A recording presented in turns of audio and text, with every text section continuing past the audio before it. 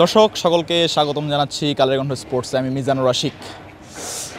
এই অ্যাটমসফিয়ার, এই আবহাওয়া, তাপমাত্রা সব কিছুই জানান দিচ্ছে বাংলাদেশ চ্যাম্পিয়ন। অবশেষে নেপালকে 4-0 গোলে বিধ্বস্ত করে দিয়ে অপরাজিত চ্যাম্পিয়ন হিসেবে রয়ে গেল বাংলার বাঘিনীরা।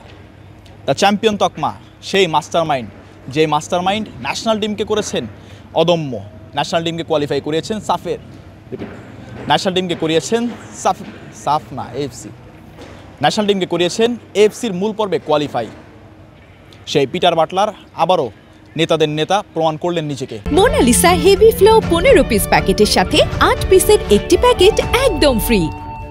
সাগরিকা 3 ম্যাচ নিষিদ্ধ হওয়ার পর সাগরিকার মন ভেঙে গিয়েছিল। সাগরিকা নিজে বলেছিলেন প্রেস কনফারেন্সে তিনি ফিরবেন, আত্মবিশ্বাস ছিল, তবে এইভাবে ফিরবেন এটা কখনো ভাবিনি সাগরিকা। এসেই 4 ম্যাচ, সেই নেপালের বিপক্ষেই উত্থান, নেপালের বিপক্ষেই পতন। পতনটা সবাই দেখেছে, উত্থানটা এবার দেখেছে পুরো বাংলাদেশ। 4-0 গোলের জয়, 4টি সাগরিকার পা থেকে। তবে এর মাঝেও যারা ভালো খেলেছে, আফিদা খন্দকার, তৃষ্ণা, স্বপ্না, এরা সবাই পুরোটা দিয়েছে নিজের 100% বাংলাদেশের চ্যাম্পিয়ন হওয়ার পিছনে। এই দেশকে ভুলে গেলে চলবে না। এই কিংস অ্যারেনা মনে রাখবে বাংলাদেশ চ্যাম্পিয়ন হয়েছিল এই পিচে।